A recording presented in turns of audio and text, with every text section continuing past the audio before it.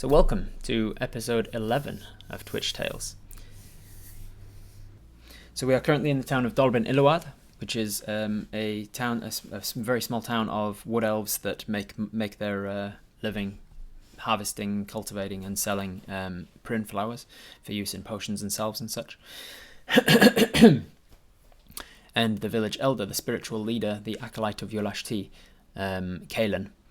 We were speaking with her, and she seemed to know a little bit about Horizon Walkers. She said that they are rare, and it would be exciting if it turns out you are one. So we pick up exactly there. You're currently sitting outside of Kaelin's residence, speaking with her. She is quite a busy woman, at being like she's the town elder. She's got a lot of jobs to do all the time, I'm sure. But if there's anything else you want to ask her about, you can put it in the chat here, and we'll see what else she knows about things. Otherwise, we'll go and find Verryn. Learning about Horizon Walker seems like a bigger priority than Hunter's Mark. Reckon we find out more about Horizon Walker. You can't find any more about Horizon Walker from Kaelin. You'd need to find another source. She's told you all she knows about it. And Hunter's Mark is the biggest priority, given that it's a class feature that you should actually have right now. It's just for role-playing purposes that we want to actually learn it. It won't take much in the way of downtime. Thank you for the follow.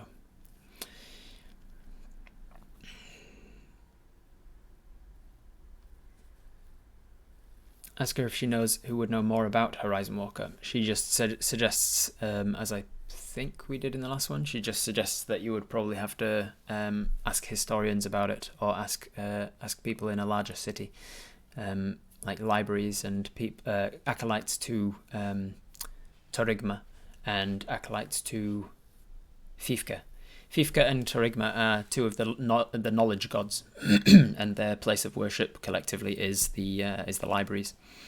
So she says to go to a temple of Torigma or Fifka and maybe ask there. Can we learn to control going to other planes? Where can we do that? Yes, so from a mechanical perspective, Asmiel, that's going to be like a thing that we learn as we level up as a Horizon Walker. You get more and more features that allow you to jump between different planes. So that'll come into it when we level up. Ask her who her favourite person is. She laughs and says, "I try not to have favourites in my village. I love all of my family and friends equally." And then she kind of gives you a little wink to say, like, that's the diplomat's answer.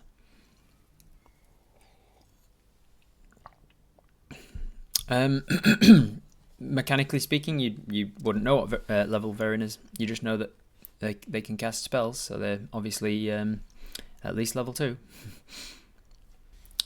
We will not ask her favourite sandwich topping because you're trolling me. So instead, we bid her adieu. We bid her good day, and we set off trying to find Verryn. As we walk out, we turn back and say, "Sorry, just one last thing. Have you seen Verryn around?" And she says, "Yes, I think he was somewhere towards the west of the village, I think. Thank you very much." And we head in that direction looking for Verryn. I'm going to just quickly roll the dice just as a matter of determining how long it is before we, like, how long it is. Oof, that could have spilled out all over the ground. And my big old dice bag and I dropped and caught it. Just as a matter of seeing how long it's going to take us to find him. About 20 minutes or so. Not too bad. So it takes us about 20 minutes, half an hour to find Verryn. Eventually we do find him. He's out hunting, and we managed to sort of track him down just as he's coming back with a couple of rabbits. And he nods at us and good morning. Welsh Wales. Good morning. I see you're up and about. How are you? Apis greets Verryn and explains. I'm doing all right. I had a strange dream this morning.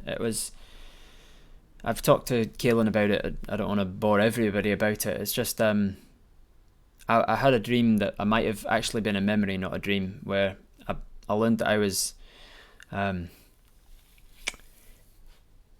told I was called like a, and I can't remember what he said, but it was something like I'm a horizon stepper, or a walk to horizons or something. And Kaelin said that it was like a horizon walker that she'd heard of.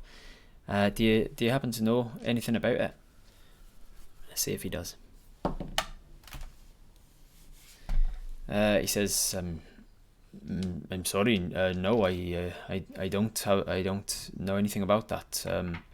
What context? What does it mean?"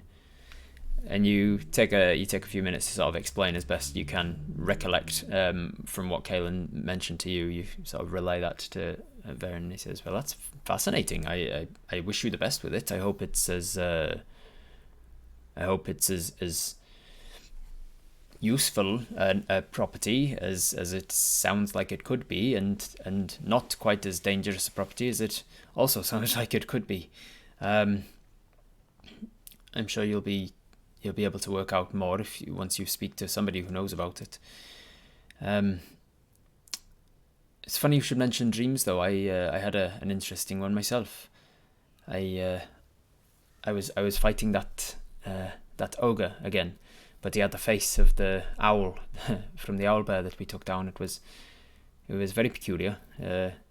Just a bad dream, really, but I was enjoying the fight. It seemed like I could do a little more in the dream than I felt like I could in the fight. So I'm sorry that I wasn't a little more helpful then.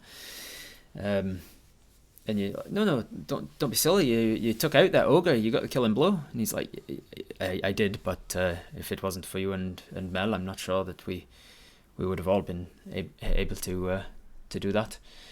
I suppose any one of us didn't really. I suppose no single ant feels responsible for the entire colony, do they? But working together, I'm just rambling now. I was wondering though if you would like to come hunting for me. I found these two, but I'm looking for something a little bigger. I want to, as a sort of final gift to the village here, before I head back tonight to Verryn. I want to find something larger to take down. And would you like to come hunting with me? What do you guys think? Would you go hunting with him or not? Help him hunting? Yes.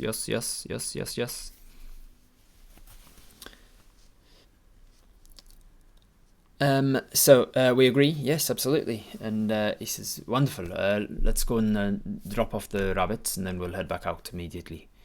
And then he does so. He takes you into the village. You drop them off with the. You drop them off. Who would take them from you? Polmina. Polmina is a butcher of the Dalvin Iluad. There we go. Boom. He takes them to Polmina and Jasper the jailer, who's always been here my whole life. Polmina takes the rabbits and thanks Verryn, and he mentions that he's going to look for something larger for them to sort of like replenish their stores a little because of the injuries that they've sustained and the difficulties they face. He doesn't want them worrying about food at the very least. And she's very grateful and thanks him profusely in Elvish. You pick up the gist of it from body language, but you don't really understand the interaction. And then he heads out and says, "Right, away we go then. Let's try and find something." And so as you walk and talk, you remember that twice now, fighting with Verryn, he's done a thing with his bow, where as he aims it out at full length, he gestures up from the ground as if he's trying to uproot the bow, and then the grass and the greenery around the target that he's aiming at seems to uproot itself and not only attach on the surface level, but imbue itself into the person's skin.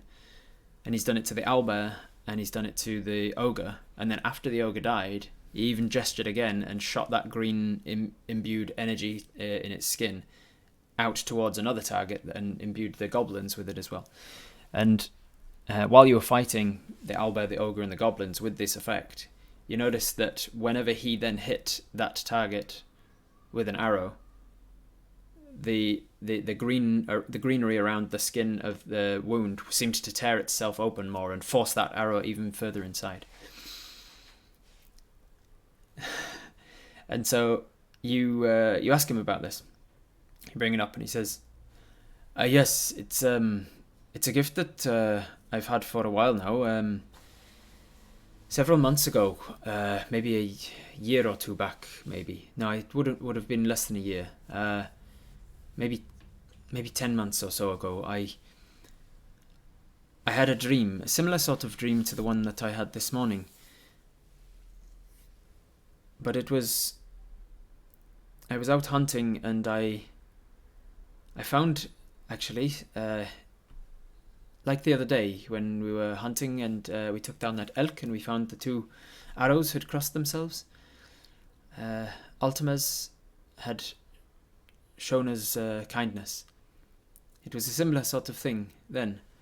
Ultimas had shown me a kindness in my dream and shown me the way to injure a person from afar, not only with my arrows but with the essence of the nature around. In a way, it's a sort of kindness, because it helps me to take an animal down before they suffer too much. I'm not sure what Ultimas would call it, but I've always called it my mark, my hunter's mark. And I think it's a fitting sort of a term, because not only does it help me with damaging the animal or the beast, it helps me with tracking them. It helps me with understanding information about them. If they do get away, I can find them again. It's a sort of bond that I have with them from that point on. It takes a bit of concentration, though. And you show some fascination in what he's saying, and he says, "Well, I'm happy to try and teach it. I'm not sure how well that will go, but I'm certainly happy to try. It will help that Ultimas has clearly bestowed upon you his favour already. So I think it will be less of my teaching you how to do it and more of teaching you how to be open to Ultimas to accept his gift of it, if that makes sense." I think it does. Like, you want me to be able to show Ultimas that I'm willing to learn this one as well, and then maybe he bestows this one on me. Yes, I think that will. I'm not exactly familiar with how he works or whether he is vain or needs that sort of attention to detail, but I'm sure if you show him that you are willing to learn it by training and trying with me, then perhaps he'll gift it to you also. And so you spend the next little while with Verryn, just going over like the physical aspects of it and what it feels like to him when he's casting it, and how he grips his bow, and how he focuses on which of the targets he's interested in and puts himself in their position. He says an important part to him is that he has to try and he has to try and have a moment of empathy with the creature that he is marking, knowing that he's about to hurt them or maybe even kill them, because it's mainly used as a hunting tactic, a hunting aid. He has to be empathetic to the thing that he's hunting. He has to put himself in that creature's shoes in that split moment when he focuses on them, and think about how they're standing and how they're moving and what they might be thinking and feeling, and then once he can focus on being that person, it allows him to be more conscious of that creature, I should say. It allows him to be more conscious of like what the nature around them is. And once he's got a feeling for what the nature around them is, he can then manipulate that nature and in a swift sort of uprooting motion, force that nature within them. Yes, Asmiel. Artemis is similar to Ultima's in mythology. And so he tells you all of this sort of intangible stuff about what he feels when he's doing it, and then he sort of stands beside you and helps you to sort of hold the bow and try to guide you through this in like a guided meditation kind of way. And having nothing else to hunt right now, he asks you to cast it on him, to try and cast it on him. No, not to that level. I'll send through mythology, or you'll learn about mythology as the campaign progresses. If you ask somebody about Ultimas, then you'll learn more about Ultimas. So he stands away a little bits away from you, maybe like 30 feet or so.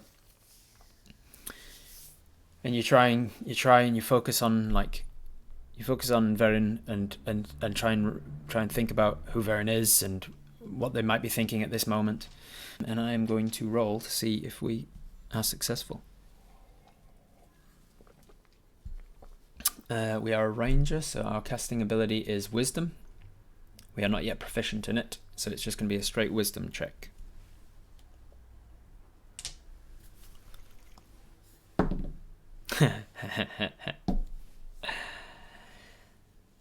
So we focus real hard, but we have no idea what he's talking about. We try and put ourselves in Verryn's shoes, and it's not working. We just gesture and it does nothing for us. And he kind of laughs. I would have been very surprised if it had worked first time. Stay where you are for 1 second. Look at me and where I'm standing. You look across. He says, really look at where I'm standing.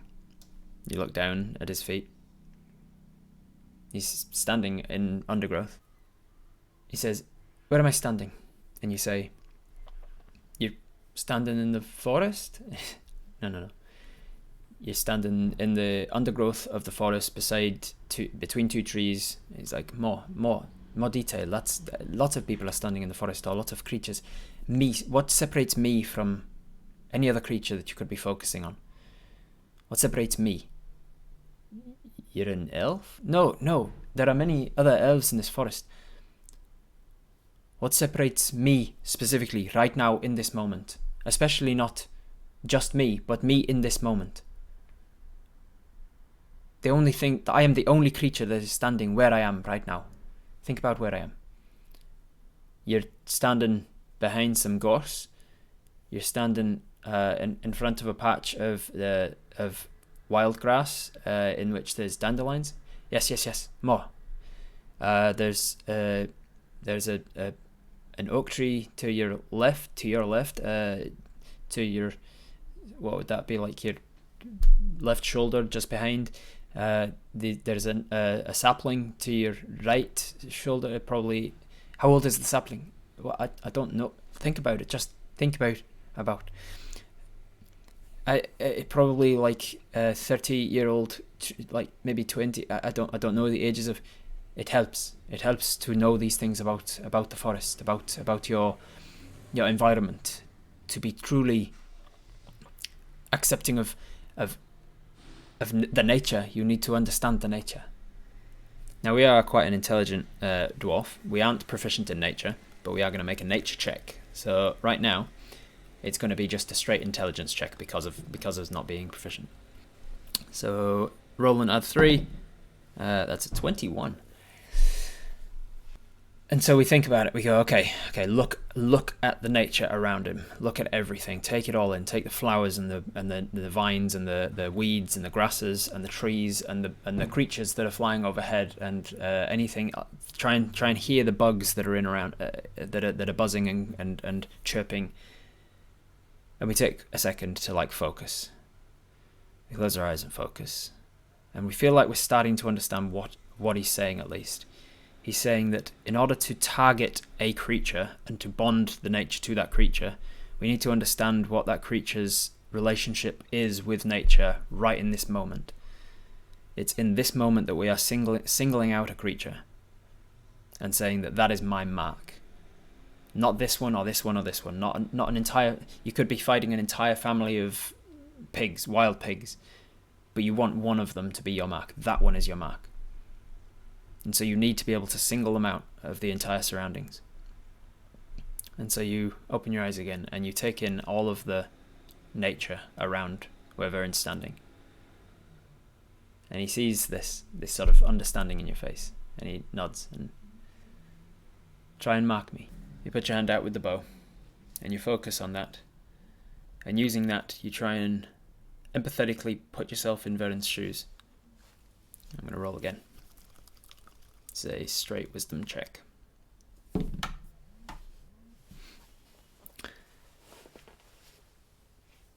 You think there's air that you're breathing? Exactly. You feel a connection, and you feel like there's an intangible feeling that just, you can't describe why, but you feel like somebody's watching you. And you pull your hand up from the ground, and nothing happens. And there's a huge weight suddenly starts in your chest, because you felt like you had it. And he says, that was a good attempt. You're like, what do you mean? Nothing happened. And he says, no, something happened. We didn't feel the effect of it, but I could tell you were getting closer, and that's impressive for your only second chance. You were connecting to what was around me, but you weren't connected to me and who I was. What might I be thinking? What might I be feeling? Am I aware of you? Am I aware of the others? What is my motivation? Am I unaware and am I hunting? Am I aware of you and I'm frightened? Am I aware of you and I'm angry? Put yourself inside my head. That's the harder part to do. You can always take a quick glance around to see where they're standing and what they're standing amongst.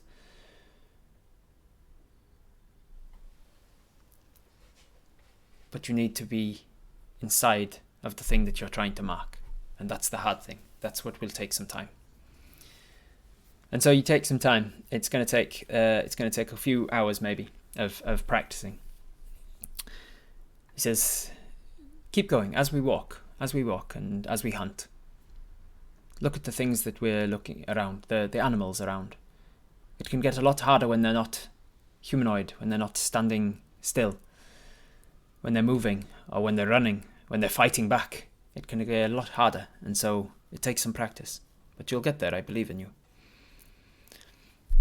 Oh yeah, I should have been rolling on Nightbot, sorry. It's just so much easier for me to roll it and add numbers. I'll roll on Nightbot when it matters.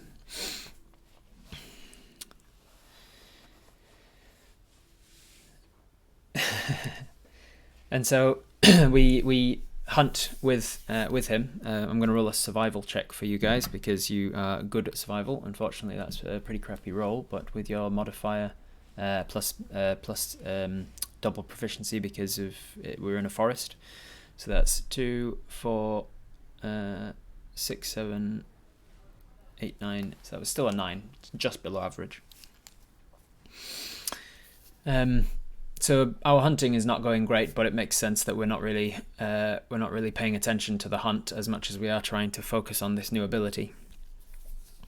The entire time, though, since that early attempt, the entire time we feel like somebody's watching us. We've got that sense of just somebody's there, and we're looking around, and there's nobody there. There's nobody watching. I mean, Verryn's there, and he's watching occasionally, but he's also actively hunting. For a decent chunk of the day, Verryn is distracted from the teaching element and is actually just hunting. But once he finds tracks, be like the water. Once he finds tracks of an elk, he stops and focuses in and says, "This is a good opportunity. I think this is sizable by the distance between the hooves and the impressions in the mud. It's obviously weighty and large. I think this will work. This is our quarry. from the recent snapping of these twigs here, it seems like it's passed through here not half an hour before. I want you to take the lead from here. And I want you to think as we move, what might this... Track it and look at its tracks, see how it's moving. Think about what it might be thinking and what its motivation is. Is it running away from something? Is it moving towards something? Is it wandering aimlessly, or does it know where it's going with purpose? Is it a male? Is it a female? You don't know. We can probably work that out as we start to get closer from the size of the tracks. So work that out. Use the clues that are given to you to put yourself in the position. And think about what they're thinking, what they're feeling. Please. And he gestures and kind of leads the way. With advantage, we're going to roll another survival check because he is helping. And with advantage, that's an 11 or a 7. 11 plus our survival, which would be a 4 plus another 2. So survival in the forest is 6. So that's a 17. Decent. Favourite terrain, correct. We have been travelling for an hour, and because we're in a forest with favourite terrain, it gives us the elk's size and distance, correct. Well done, well remembered, Sparrow. Because of a ranger ability called something. Can't remember the name of the ranger ability right now. Natural Explorer, I think it's called. So we are tracking an elk at this point. So as we walk, we do focus on all of the things that Verryn said, and we're pretty good at this already. We are trained in tracking. We've lived as an outlander for a while. We know how to track, but we've always looked at it sort of more analytically, of like the depth and the stride of the tracks will tell us the rough size. The number of the tracks will tell us how many we're dealing with. How old they are will tell us how long ago they passed through the area and how much of a head start they've got on us.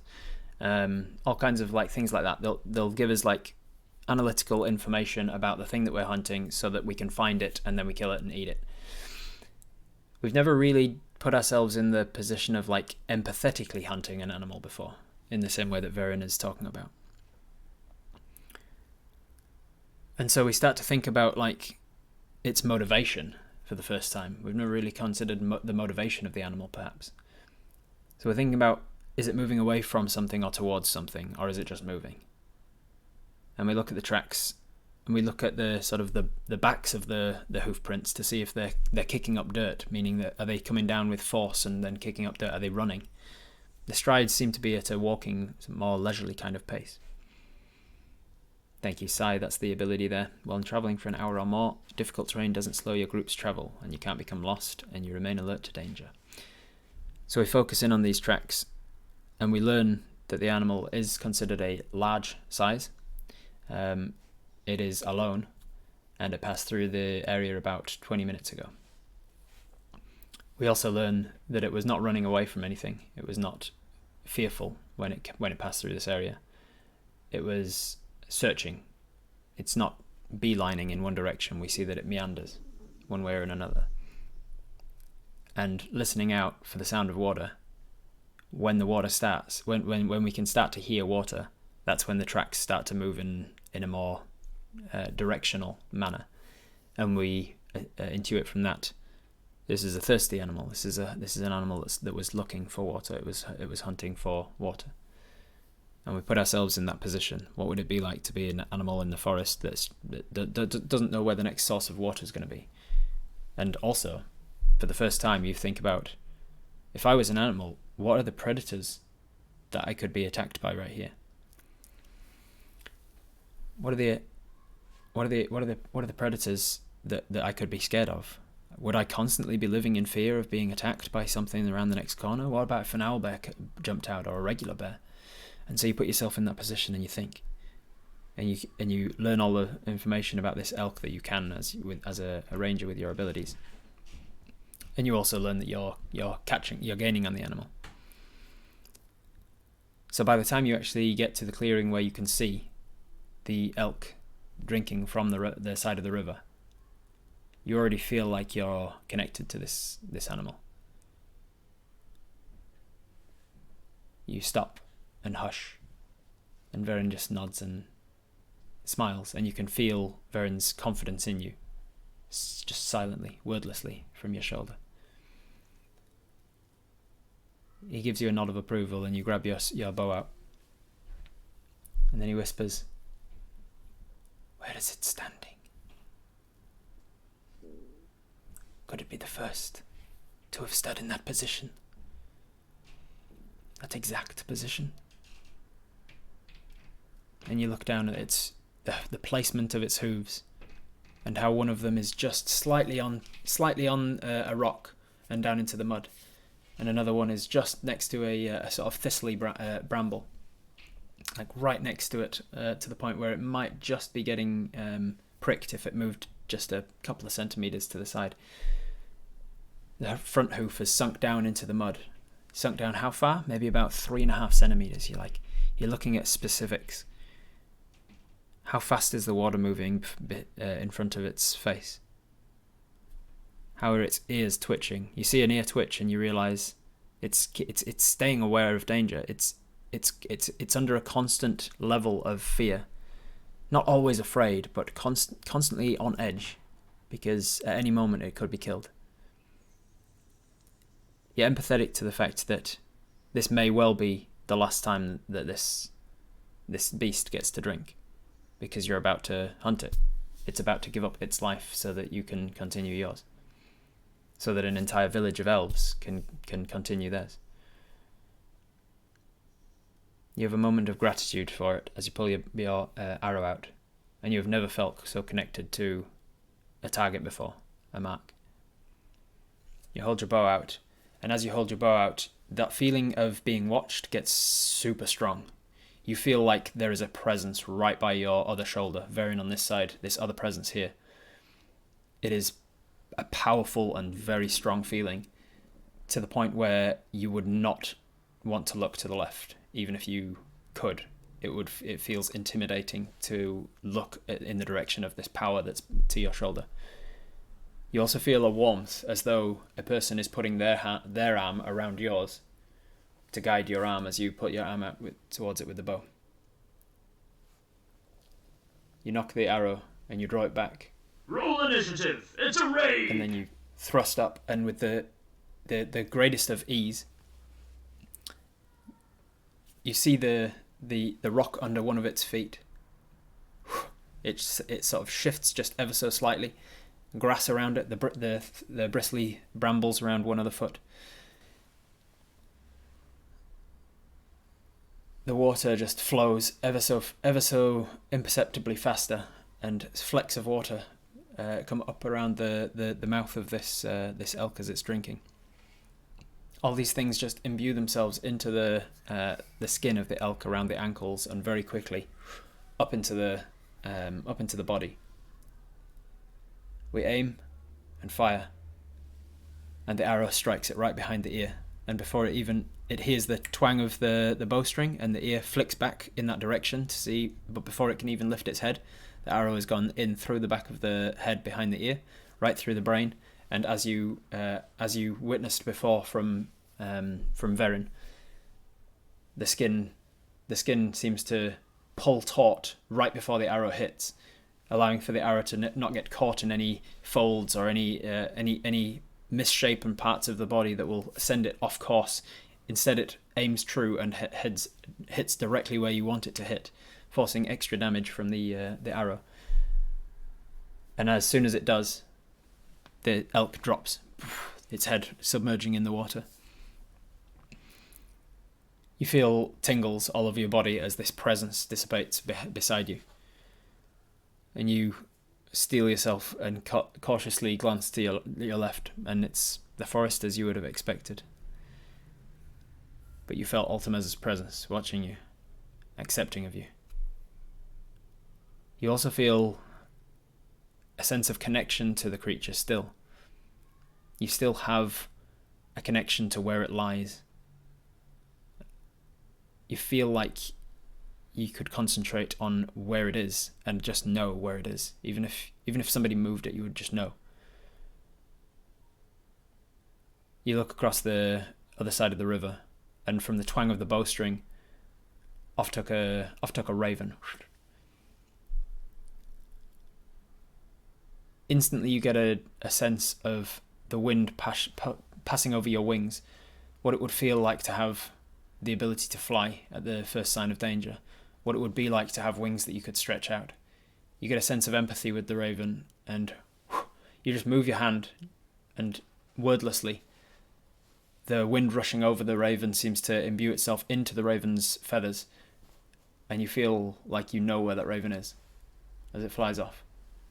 Even out of sight, over the tops of trees, you feel like you could track it if you wanted to. You know the direction it's going. You have an empathetic understanding of where it is and where it's going, what its motivation is.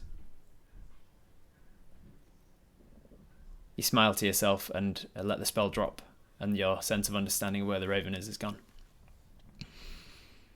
You realise you've been holding your breath the whole time, and you let out like a sigh, and Verryn claps you on the back. You learn very quickly, I must say. He must be very proud of you. You're quite the hunter. And he walks forwards. He gets out a hunting knife, and he slits the throat of the elk and allows it to pool. Starts to wash it. He chucks the throat underneath the water so that the water can help to drain this beast of blood. So we've found out that we now have Hunter's Mark as a spell that we have. Well done, guys. We have Cure Wounds, we have Zephyr Strike, we have Hunter's Mark, and we have Protection from Evil and Good, which is not a spell that we have learned per se, but is a spell that we have access to because of our Horizon Walker ability. So should the time ever arise that we should need to use it, I'll describe how that spell is learnt. He needs to learn to breathe at the same time. Yeah, they need to learn to breathe. So, what do we do now, guys?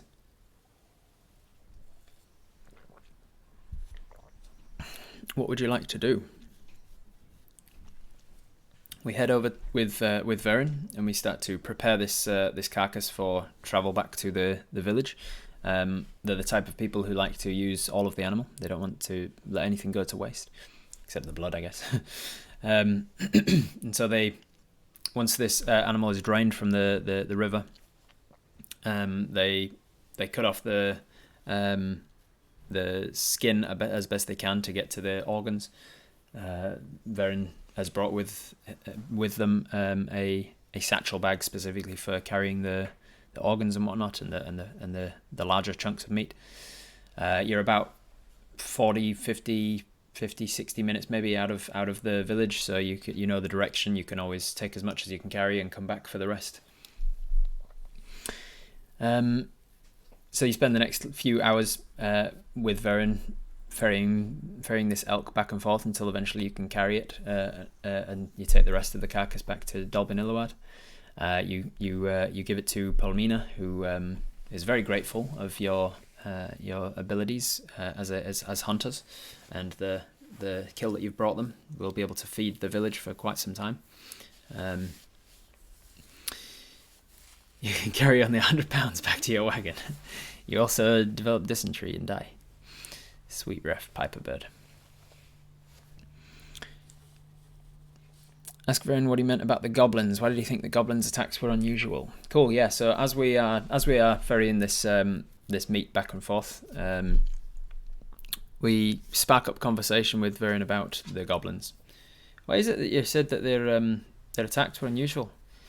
He says, well, it might be nothing. It's probably nothing. I just My passive perception is 24. Thank you for the follow. I see you following me. It's probably nothing. I just I've dealt with goblins before, years ago. They're not very bright creatures. I've dealt with them a few times in my life, in fact. They're kind of vicious and angry. They're very bestial in their understanding of civilization, civilized practices. They are barely more than beasts themselves, but vicious and ferocious in their need to dominate other creatures, to force their will on other creatures. I think it's a product of them being so downtrodden in their own societies. Many creatures will enslave goblins and force them to do their will, being that they are so small and weak, and I think they take that out on other creatures, smaller creatures, wolves and rats and unaware humanoids. But they seem to move in very bestial manners in that sense. They do create camps, and they do create their own civilizations of sorts, but they don't tend to have long-term planning, or there was just something about the attacks that seemed coordinated. It seemed like perhaps these ones had learned more sort of military strategy, which just concerned me as all. I don't know. There was nothing particular other than just the way that they were acting. It seemed like there was more to them than just random goblins, and I'm worried that they were working for something else. If that is the case, then whatever they were working for is probably going to get a nasty surprise when he or they or it finds that they don't return with whatever they were trying to steal. They perhaps were mercenaries, yes.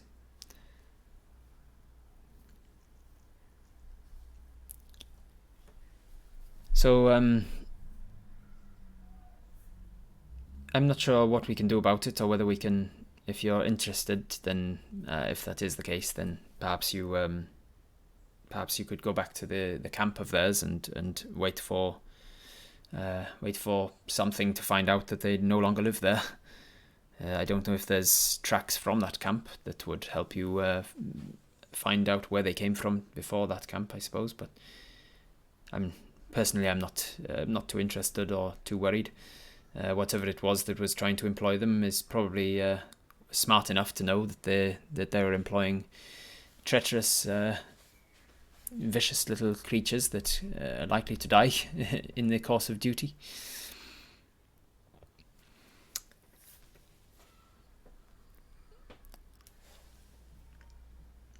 Can we ask if he or the elves of the village can help identify the key or cloak we have from them? Yes, we could ask them about that, Ferligund. So by the time we finished with Verryn helping them get the elk back to the village,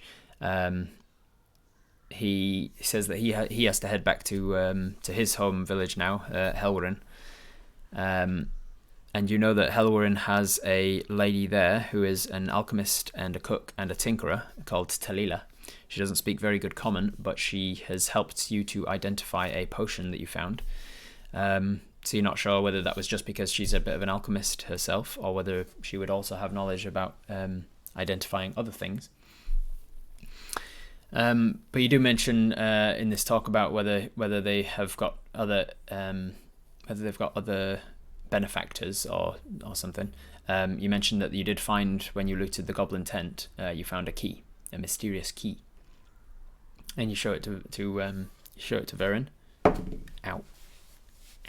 That was my arm on the chair, and it made me get a nat 1. Forgot Mel again. Yeah, Mel's been around. Mel's buzzing around the village. She can handle herself.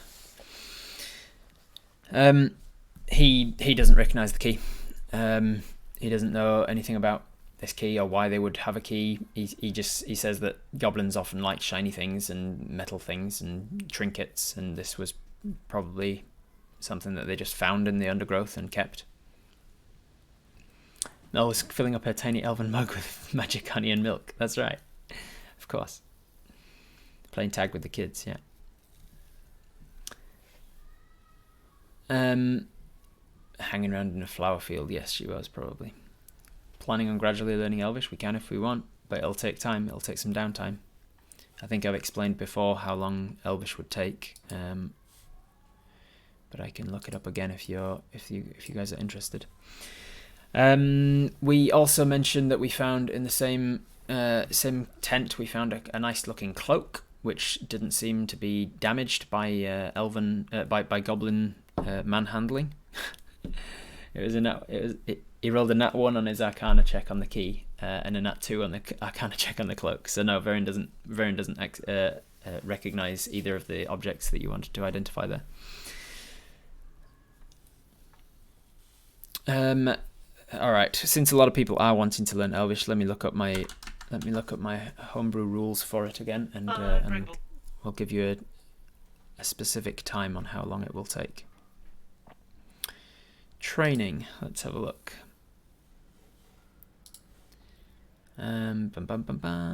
So we already speak Sylvan, which is good, but what that means is we'll learn it at like a double the rate that we would otherwise, because Sylvan and Elvish are sister languages in the same way as like Spanish and Italian.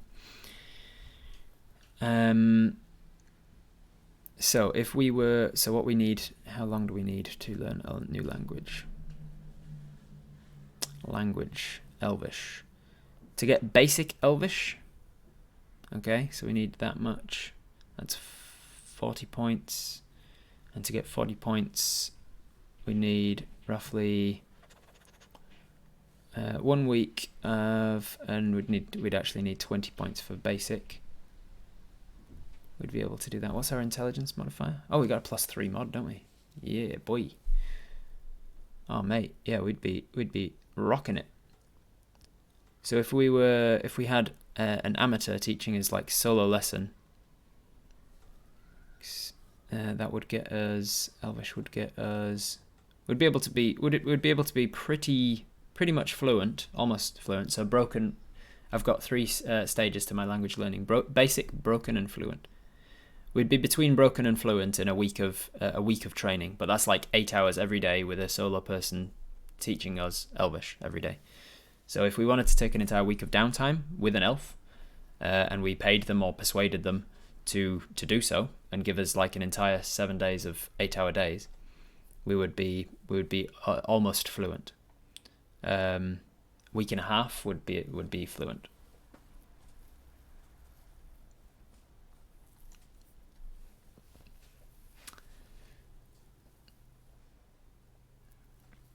Can any elves come with us and teach us near the goblin camp? Like for a week?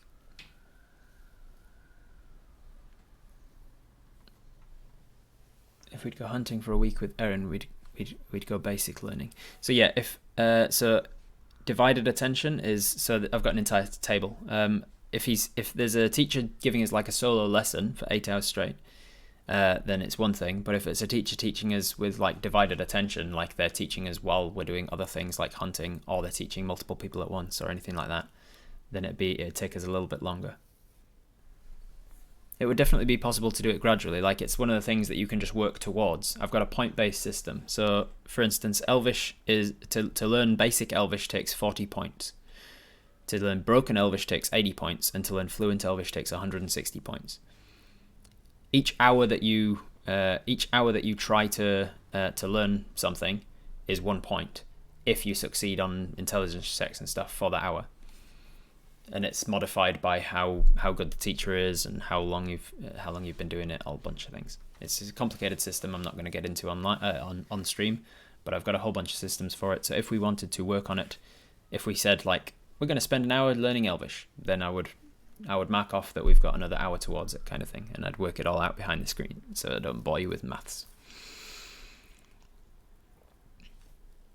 Is there anything time sensitive that we know of?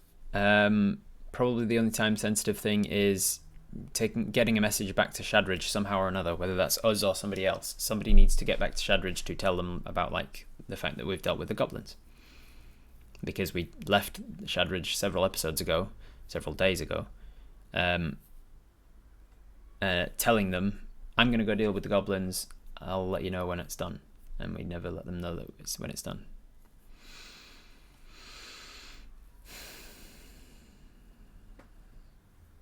I'd love for us to travel with elves and pick it up organically. Yeah, but at the same time, Apis doesn't really like to travel with people. Like they're okay at like they're quite introverted.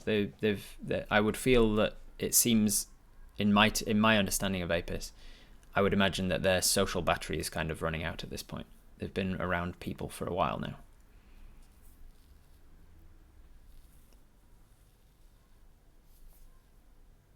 Work on it every time we go hunting with Verryn. Yeah, we can do. Verryn's not a language teacher by any means, so they would be considered as amateur rather than professional.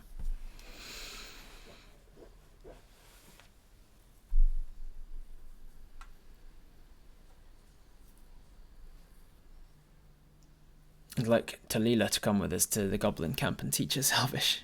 She would probably be worse than amateur because she wouldn't understand the English. She wouldn't understand the common that we're talking to be able to then, like, there'd be a significant language barrier.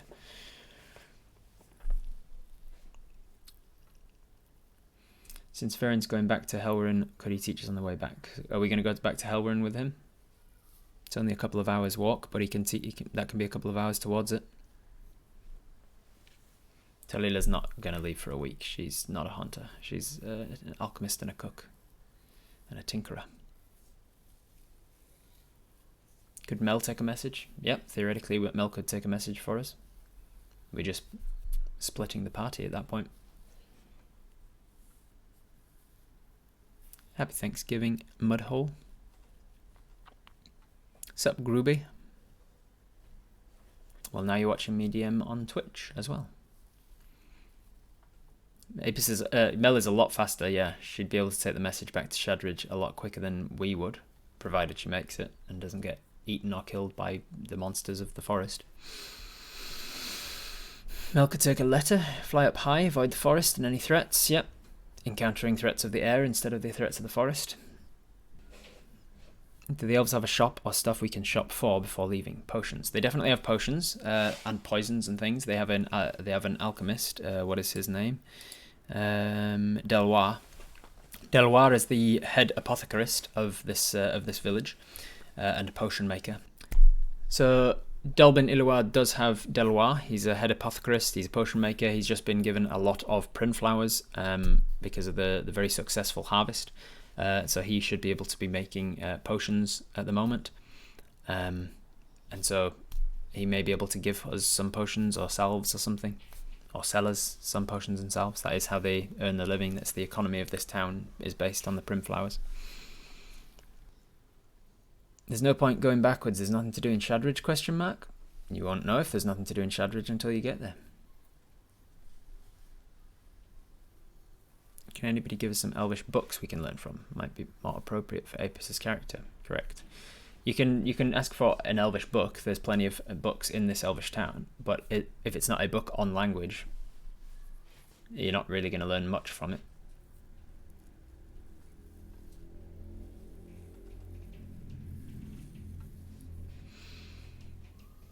Mel going back to Shadridge seems a good compromise if we don't want to go back personally, which I actually do. Shadridge have stores too. We have nothing we need to buy, maybe some potions from the Elven village. How far is Helwyn from Shadridge? So from Shadridge, Helwyn would be... Let me picture this. Because you went Goblin Camp. You went like a whole day to get to the Goblin Camp. And then you went back a little bit. And then from there, it would probably be like half a day, I think, from like maybe just over half a day. So maybe like 5 or 6 hours. Oh, you're ever so kind to spare me those coins, friend. Thank you. Thank you for the bits, Plague. Yeah, so Dolben Illaward is probably like 2 hours from Helwyn, and Helwyn is probably like, let's say, 6 hours from Shadridge. Get the bloodstained armor patched up. Yeah. get our armor patched up. That could work. We could ask them if they could help us with like studded leather, because the only way that we can increase our armor class at this stage is to get studded leather instead of the regular leather that we are wearing currently. Otherwise, we end up having to go up to. We would end up having to get some medium armor instead of light armor. What do we currently got? Let's have a look. Ranger. Rangers are proficient in what armors? Rangers are proficient in medium armor. So we could go to medium armor if we wanted to. Medium armor would be better armor class for us. It would just be a little bit more expensive. Let me look at armor and see how much we could buy. We could buy hide armor, which would give us a 14 armor class. We couldn't quite afford a chain shirt, which would give us a 15. But we're not too far off. We could save up for a chain shirt and get a 15 armor class. And anything else gives us disadvantage on our stealth checks and things. Those are the only ways to get that armor class up. Yeah, so a chain mail. I always get the two mixed up. Chain shirt doesn't give you disadvantage on stealth checks, but chain mail does. Or the other way around. Can't remember which one's which. I always forget.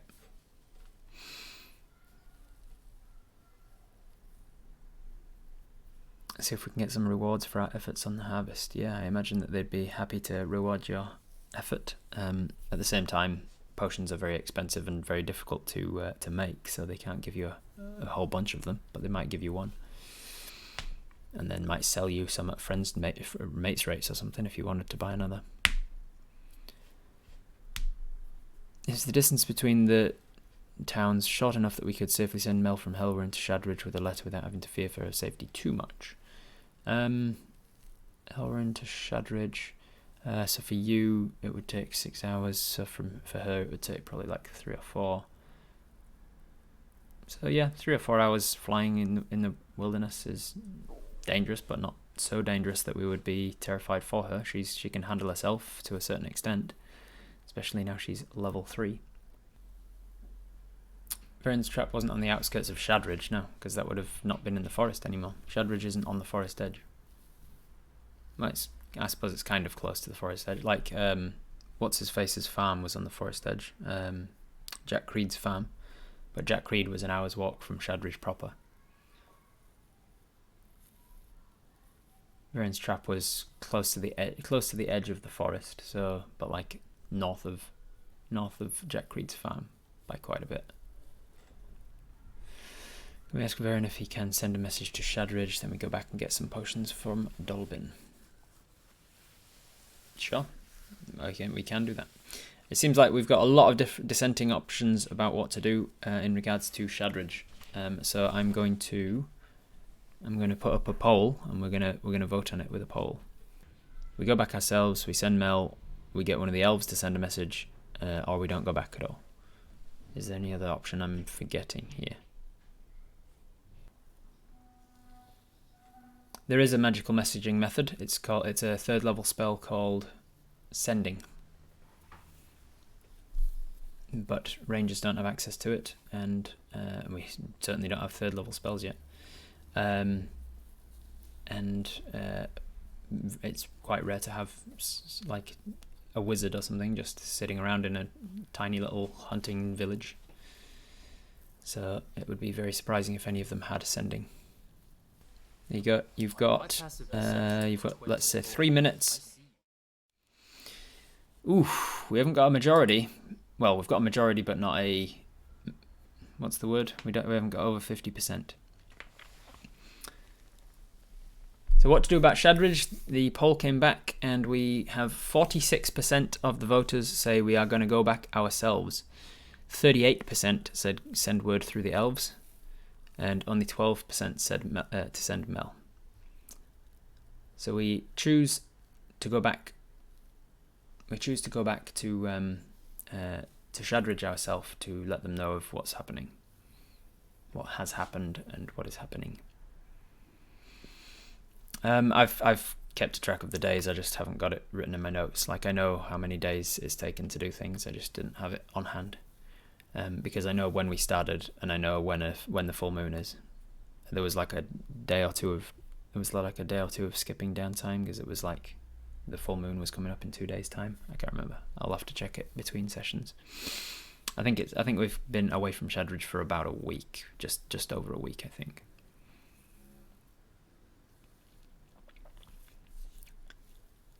So we decide we are going to go back to Shadridge. So majority, but not a quorum. A quorum. Quorum. That's not a word I know. Can't use poor Mel B as a carrier pigeon. No, she's a friend. visit the elven villages on the way back. Yeah, for sure. All right, so what we do is an absolute majority, yeah. So what we do is we head back to, we're currently in Dolbin Ilawad. A few people wanted to go and visit Delwar before we go, so we do so. We head to the apothecarists. Actually, what time of day would it be? It would be pretty late because we've spent a lot of the day hunting now. Yeah, it'd be pretty late. It'd be late afternoon, early evening, I think, at this stage. So we decide we're not going to set off just yet. We could set off with Verryn back to Helwerin, but we wouldn't be able to also talk to Delwar. So do we want to go back with Verryn we can talk to him about Elvish on the way back to Helwerin, or we could stay here for a couple more hours, have dinner in this town, speak to Delwar, and then either set off later or set off tomorrow back to Helwerin. What do you guys think? Back with Verryn or speak to Delwar first about getting a potion of some kind, maybe? Sounds like another poll to me. So the vote is in. With 76% of the vote, we decide to go back to Helwerin tomorrow morning. So Verryn is heading back tonight because he needs to be there. It's a town that was recently ransacked by goblins and ogres, and they had lost quite a few people. He is one of the most proficient hunters and warriors of the town, and so he needs to be there to protect them in case anything else happens. And so he's offered his aid. He's hunted for them. He's gotten them a big elk and said, "Right, Dolby Nilwad, you're good to go. I'm going to head back home." We say goodbye to Verryn, thank him for everything he did for us today, and he sets off. And we tell him that we'll be along tomorrow morning. So we stay behind. We hunt out Delwar, the head apothecarist, and we find them in their shop, in their potion shop. It's a very overpowering smell as we walk in through the front door. It is hot in there, and it's like it's very strong perfume in the air.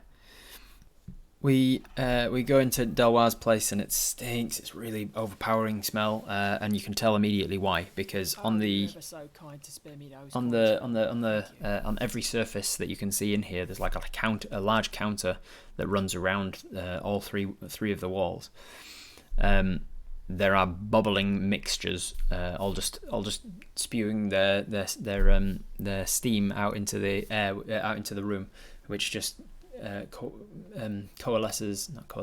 That sort of mixes together in the ceiling of the area above all of the rafters. So we walk into Delwar's apothecary shop and see all of these concoctions bubbling away. There's really large jars that are over a gas flame, and then there's smaller sort of Bunsen burnery type devices that have got like conical flask type elements over the top of them. There's like just an iron pot over like a hearth at one side of the shop. That would be at the side. That would be at the back wall. And you see Delwar himself working away. He's got thick, heavy goggles on, and he's got like a scarf around his face and tied at the back. And you can see his hair is tied up in a really tight ponytail and tucked down behind the scarf that is wrapped around him to keep it in place. He's got robes on that are very heavily stained, and you can see that there's like huge patches on like the elbows and things, like big thick patches that have been sewn into it, and the sleeves of it are quite thick and have been patched over by another material. So how long does it take to create the potions? How long is it taking him? Let me double check that. So I've got brewing rules. Rural brewery. In this rural brewery, I've got brewing rules. I've got brewing rules. Of course I do. Yes, of course I do. Potion of resistance, potion of greater healing, potion of fire breathing, potion of giant strength, potion of light healing. There it is. Potions of light healing. How long does it take? It's a common item. It takes a matter of hours. That's good. if they are good at what they do. Then it takes 6 hours. That's less time than I thought. We walk into the shop that is overpowering with smell. We see Delwa wearing their very thick robes that they work in, and their hair tied back in a very tight ponytail and held tight underneath a scarf around their mouth, with some thick goggles on over the top of those. And then we sort of announce us, and he looks over and, "Oh, Ipis, just stay where you are a second. Don't come any closer." And finishes putting something in something else with a very small, long, narrow, thin cup. Places it in, and poof, pink smoke comes out of it. Places it in a little test tube holder. Places them both there, and then he walks over. How you doing? We can talk outside, and you don't want to be in here for too long. And opens the door and sort of leads you outside. Closes it behind himself. "What can I do for you?" He pulls his scarf down. What's going on? You're like, oh, sorry, that was all in Scottish. Apparently he's a dwarf now. Ugh, can't get my accents right. Hey, that was all meant to be in Welsh. Hey, what's going on? What can I do for you? How are you doing? Are you well? Are you keeping well? What? Sorry, I'm a bit flustered. I've got my mind on alchemy.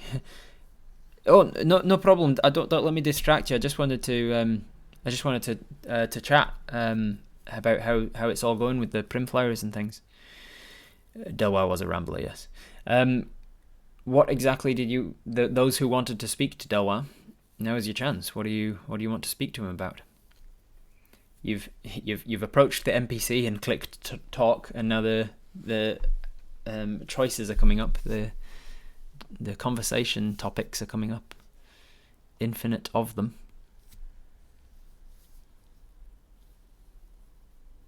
Can he spare any salves? Ask to buy some healing potions. Do you know what the fox says? Interrupt him from his apothecary stuff to ask him what the fox says. How much are the salves? What price? Let him know we're leaving. Holy crap, they're all over the place. Oh, please get some of that salve that worked so well. All right, so people, I just wanted to know if you were making progress on those salves that you used on us, because it really did the trick. Like my ribs have never felt better. Like I feel fine, and it was really down to your salves. Like, are you making more? Yes, I am. I'm making quite a lot. Like I did quite a. There was like the amount of the salves that the flowers that you plucked from not just you but others as well. The amount of people that you they managed to overcome it was really terrible what happened to the farmers, of course, but the people who stepped up to the mark, they did fantastically well at harvesting, and so of course we got a lot of prim flowers. I've been very busy, of course, not complaining at all, but very, very busy because of all of that. It means that I've got a lot of things that I can do. I'm working on some things at the moment. So yes, I'm making salves. I'm making potions of light healing as well, and I've started to even put together some of the flavorings for the food, which is pretty handy as well. Are you interested in salves? Is that what if you're interested in the process, I can tell you a little bit about how it works. But it's quite in depth. It's quite complicated. But if you're interested, I'm happy to. You kind of just like have to jump in with word and edgeways. And he goes, Epis says, yeah, I am actually interested in the salves. It worked so well, I was interested in perhaps like having some or buying some, if that's like, do you know like how much do you normally sell it? Like, he says, we normally sell it, of course. That's a sort of how we make a living as for our town. It's how we stay afloat. We sell it to the other sister villages. We look after them. The ones from Verryn are sort of the hunters, and they send us the leathers and the meat from time to time. And the miners over in Minglofau. I'll be impressed with myself if I remember that correctly. Winglofau, yeah, boy. Miners over in Winglofau will send us materials, worked metals and things if we need those. And of course, Arachel keeps us all safe, relatively speaking, with the divination and the things that they do for us with their seeing the future and their portents and whatnot. So yes, we do sell the potions and the salves to keep the rest of us healthy. Sorry, you asked how much we sell them for. The salves themselves, I suppose to outsiders, I don't know. I mean, you've helped us out tremendously by being here, and it's been very appreciative of your.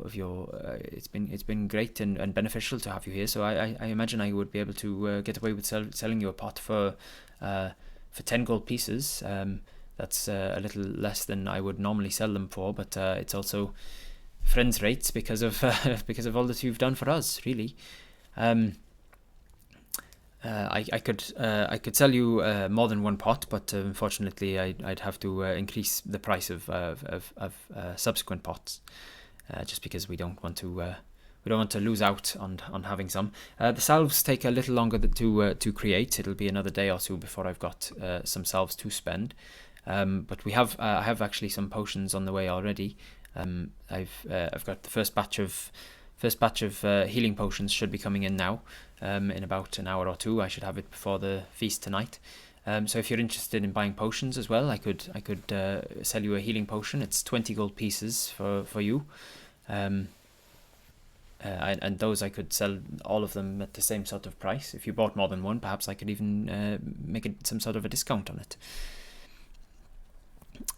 Correct. We don't have that much money on us right now, but we do have that much money in our bank, in our river bank.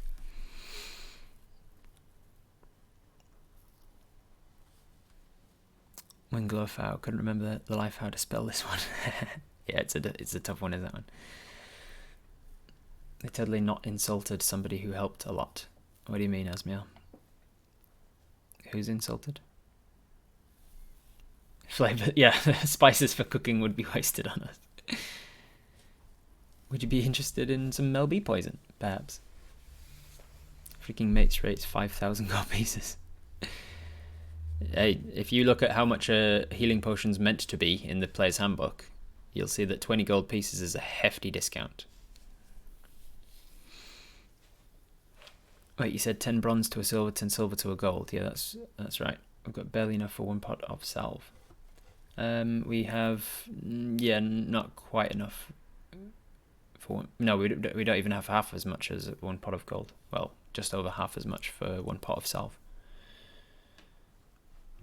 How many uses in a pot? It would be a D4 plus 6. No, sorry, a maximum of 6. So it's a D4 plus 2 uses. Actually, he's giving you a full pot. That's if you find it. If you find one in like treasure or something, it would be a D4 plus 2. But he's giving you a full one, so it would be 6 uses. Arachel was insulting. Right? Yes. Arachel was insulting. Do we have something we could trade in kind?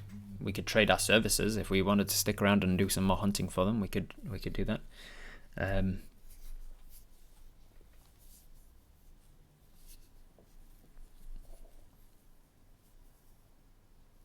It's a D4 plus 2 if you find one, so that's anywhere between 3 uses and 6. But it's he's giving you it full, obviously, because you're buying it from the source rather than finding it in a treasure. So you'd get 6 uses of the salve.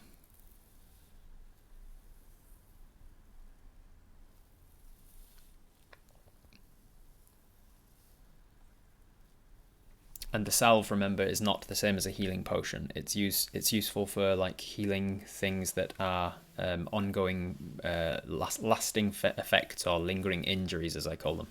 So things like broken ribs, or it would help with acid burns and fire burns and stuff like that. The potion of healing is the thing that you want for an actual like combat situation where you need to heal hit points real quick. The salve is for healing things that aren't necessarily hit point related, but are, giving you a negative effect. Things like having broken ribs, broken toes, stuff like that.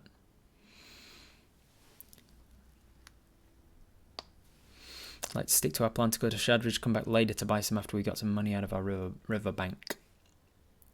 We buy half of one. Buy half of a pot for 5 gold. Doesn't really sell them in half pots because they've got to fit into a pot. If we use our healing and still need more, we don't have infinite spell slots, correct. The power of the salve is beyond that of healing spells, yes. So like, so when we had broken ribs in the couple of episodes ago, we would cast cure wounds on ourselves to help with the healing of the ribs. If we'd have had some salve instead, it would have taken a use of a salve instead of a healing spell, and it would have taken fewer applications of the salve than it would have with the cure wounds. Apis' ribs are fully healed right now. Can we roll for a forlorn look? You can actually do that. It's called a persuasion check. So if we want to try and persuade him to go a little lower with the price at all, we can roll for it. Where is it? It's a skill. So exclamation mark skill persuasion. We don't get a forest bonus for any particular reason here because it's just a charisma thing. So it's just a straight +1. Oh, we got a dirty 20 though. Dirty 20, nice. Functional but not fully healed. No, at this stage their ribs are back to normal. No pain at all. All right, so with a nice puppy dog eyes moment, he's giving us nice value already. And we just gave them a stag, which is a decent chunk of meat. Like that would be sold a while. Can we get lay-by? Take now, pay later. No interest for the first 2 months. We sort of casually slip into conversation that we did just hunt an elk for you for free kind of thing. And we do so because of the 20. It means that we did so in a way that isn't insulting and it was subtle enough to seem like it was just genuinely part of conversation and not hinting at anything. And as Delwar hears this, he says, "Oh, you did? Oh, that's very nice of you. In fact, that's actually probably going to save us a bit of money. We were talking about food storage at the moment. The goblins took a lot of our food in the fight. Much of it was spoiled. So we were actually going to have to hire hunters from Helwerin to find us some more food and sell, and we were going to have to do some sort of a trade. But if you've already got us some food, I suppose you've saved us a bit there. I could, you know what? I could probably, don't tell anybody, but I could probably give you a pot of salve once it's ready. I'm not sure. Tell you what, I give you a pot of salve when it's ready, or I'll take off another 10 gold from the potion of healing, if you like. So basically, he's saying that you can buy potion of healing from him for 10 gold pieces, or you can have the pot of salve for free. The potion of healing, remember, will be ready tonight. You'll be able to take the potion of healing tonight. It's already ready, effectively. It's bubbling up on the stove right now, and it's almost done. The pot of salve will be another day or two. So what are people saying? Let's see if we need to put it into a stat. Just telling me salve or potion in the chat, and we'll see. So salve, potion, salve. We don't have 10 gold pieces on us, no, but we'd have to go back to the bank, come back with the money. Take the salve. All right, looks like it's going to be the salve. Epis put in a lot of work for the print flowers. Would be nice just as a memento, if nothing else. Yeah. So you tell him, oh, that's very nice of you, Delwar. Very kind indeed. It's very generous. I'll take you up on that. I'll take the pot of salve once it's ready, if that's fine. I'll come back when it's ready. You say like a day or two, and he goes, well, Well, that's that reminds me. Sorry, I just need to check on him. And he dips back into the store, and like 3-4 minutes later, he comes back out, takes the goggles off and the scarf again. Yes, it looks like the salve's coming along nicely. It'll probably be ready this time tomorrow. But the potions I've just taken off the boil, they'll be ready in about an hour.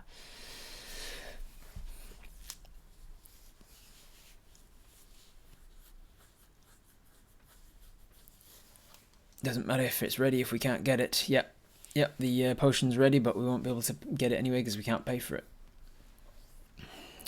Go hunt them another animal while we wait for this elf to finish. That's something we could do as well. Maybe he'll take the full price off the potion if we do. Put down a deposit. Could do. Make sure to give him a good handshake. Let him know we'll always help them if needed. That's very nice of you, Zombie Doobie. Yes, so so Apis says, you're very kind, Delwa. It's really appreciated that you're looking out for me like that. And looking out for you. You've done everything for us. Many more might have died if you weren't here to protect us. And the hunting that you've done, it's wonderful. I really appreciate it. And I really appreciate you, Sneaky Pop-Tart, with another 5 tier 1 subs gifted out. Super generous mood today. Asmiel, Metal Guy, T-Cats, Amalnsomnia, and Burbutton. Thank you very much. Oh, a new adventurer joins the team. We could go hunting. We would hunt, we'd get some time alone, we'd recharge our solitary batteries that we have. And then we'd be able to give them another food, another kill, and perhaps get a potion for it. It's pretty special salve. Getting them more food in exchange seems only fair. All right. So what do you guys? You're not going to go hunting tonight, that's for sure, because it's late evening right now. I would say.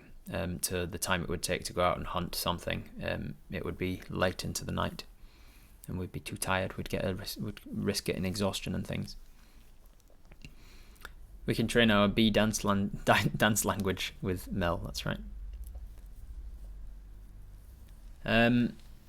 Asking if somebody wants to come with us would kind of negate the purpose of the recharging the social batteries, though. Apis is quite an not antisocial, an introverted person, and they've been around people for a lot. I feel like they would probably need to recharge their batteries right now, but of course, if the hive mind decides otherwise, that's fine. Go practice Hunter's Mark. That's right.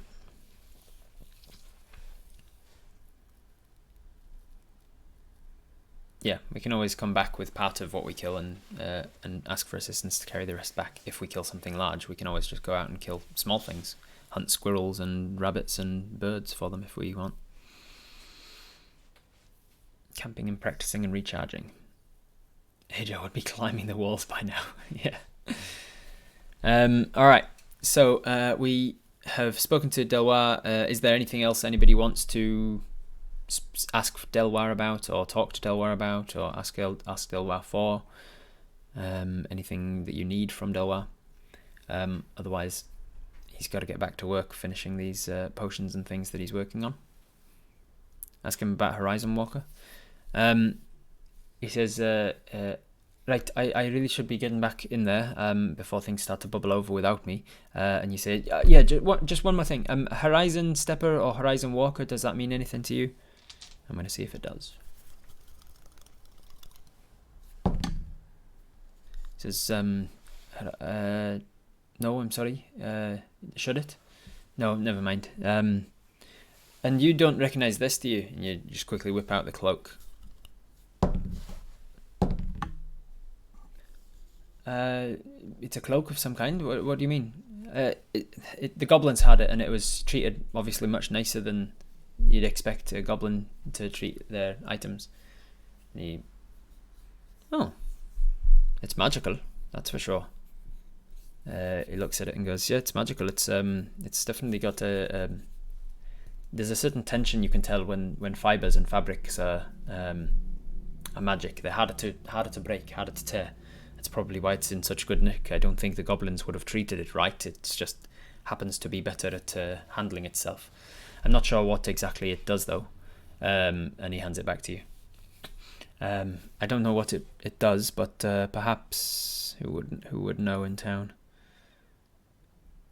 The Trindleath family would possibly know, but they're all kaput. Actually, the Helwerin people are leather workers. They work with needle and thread a lot more than anybody else. So there's potential that, yeah, there's a weaver and cloth maker, Eldar. You've spoken to Eldar actually, thinking about it. You remember speaking to Eldar the day after meeting Verryn and going to Helwerin. You found him outside his shop doing needle and thread, and you tried asking where Sathan was, and he, in very broken, with a very much a language barrier, he kind of pointed 2 doors down that way. So Eldar might know a little bit more about it, and Delwar suggests that. Eldar is a weaver and a cloth maker, so if there's anyone, maybe him.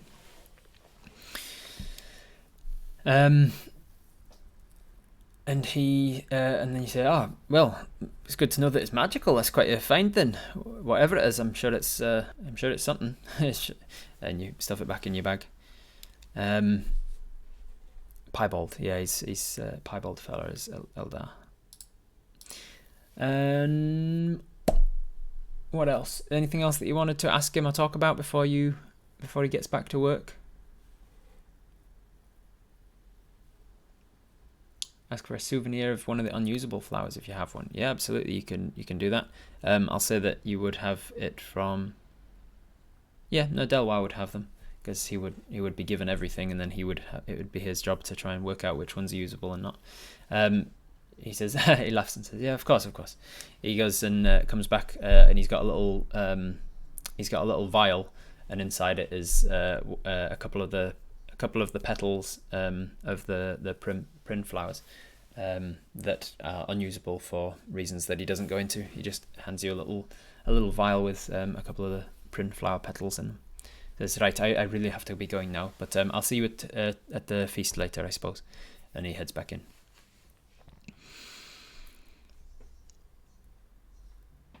Key and the cloak. Yeah, we didn't ask about the key because he seemed like he was a bit busy. Is the key magical also, or just a mystery key? We'll have to ask somebody who knows. And isn't in the middle of very busy alchemy work. Give the vial to Mel B. She liked the flowers so much. Yeah, we could do. Mel B doesn't really have anywhere to store stuff. She doesn't have an inventory or I've got really itchy nose all of a sudden. She doesn't have an inventory or equipment. She doesn't have a bag or anything. Necklace of prin flowers. Be a very pretty necklace, but it would be potentially expensive if there's expensive things. Ask the spiritual elder about what, Felagund? About the key and the cloak. Sure, we can do that. We'll meet her at the feast tonight. Draw a little vial of flower petals for our inventory. Yeah, we should put that somewhere. That'll fit into our little inventory. We've got a nice spotlight right. Can you see, like right here? Nice little spot for a vial of flowers to fit in. Sleepy Apis. Yeah, Apis would probably be getting sleepy right now. Is Mel around? Yeah, she's around. She's been in the town proper with Dolbin Iload. She's been hanging with children a lot while you've been here. She's entertaining them, and she seems to enjoy it, and they enjoy having her around because she's like a big fluffy animal that can fly. And she enjoys rolling around in the flowers and stuff as well. Lots of flower fields around this town. How did one sister become the leader of one village and another sister of the other? Are they part of a clan that rules over the elven villages in this area? You could ask them. You could certainly ask them. So on that note, you help them set up for the feast, and Paulmina has prepared the elk that you you hunted earlier today, and a bunch of other stuff. Delwar has provided her with a bunch of prim flavorings for the foods. In fact, I wrote down somewhere all of the details of the... I wrote it down. Where did I put it? Somewhere. So the flowers. Here we go. So the leaves are mashed into the paste. They're made into the salves. The sepals are washed and eaten by the ill and infirm to strengthen the immune system. The petals are dried, pressed, chopped finely. This is things that Delwar ends up getting into a conversation with you over the course of the evening as you're talking with him. He tells you a bit about what happens with all of the different flower parts that you helped to harvest. So the leaves are torn in two, put in a big barrel, boiled for a day, mashed into a paste, and then they add gelatin and beeswax. And there's a bunch of other process that he doesn't go into. You see him that he like kind of glosses over the more intricate details of the brewing system. The sepals are washed and eaten by the ill and infirm to strengthen the immune system. The petals are dried and pressed, and some of them are chopped finely. Some of them are kept in solution, and some of them are mashed. The petals are the most versatile element. You can dry them, you can press them, you can chop them, whatever you want. You can add them to potions to sort of get a base for the potion. He explains that the petals are basically they can act as a substitute for other ingredients in potions. So in my brewing rules, there's I specifically tell you four different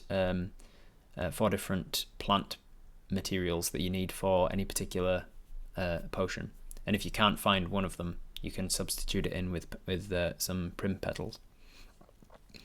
The heads of the flowers are dried in the sunlight, and then they're dry crushed, and they're kept in watertight sacks to be used as fertilizer for the next month. They're really good at making sure that the next month is just as potent, if not more so. The stems are pulped up, and then they're boiled in a pressurized barrel with soap-like chemicals, and then they're spread and dried, and then they're cut into parchment, and that's the parchment that spell scrolls are written on. The spell scrolls are written on parchment that is made from magical prim flowers, prim flower stems. They're mulched up. So he explains all of this to you, and so the stuff that he's adding to the feast tonight are derived from the sepals of the plants. That have been washed and dried and prepared, and so it helps everybody who partakes in the food to strengthen their immune system. Secretly learning a few more Elvish words while chatting to him. Sure, I'll give us a point towards our Elvish. One more point towards our Elvish from speaking with people around the campfire tonight. While we're asking lore questions, how do Terigma and Fifka differ? So you could ask somebody who knows, but I'm not just going to give you lore that you don't have reason to know about. You'd have to ask a follower of Fifka or Terigma. In fact, let's make a religion check. So your religion is... Oh, you're pretty learned, so that was actually a decent roll. That was an 18. You've got a +3. So you would know that Fifka and Terigma are both gods of the knowledge domain, and they both are worshipped from libraries. But one is more of a god of language specifically, and one is more of a god of information. And you can never remember which one because you're not learned in them. You're not proficient in religion. You ask around this town, but nobody here would know. They're more interested in elven gods.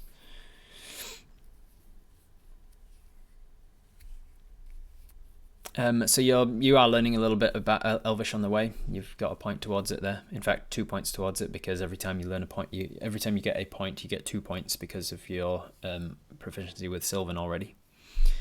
So you're on your way. You're on your way to learning Elvish. You've got a long road ahead of you. You speak to Kaelin about how she became leader of this town when her sister is leader of the other.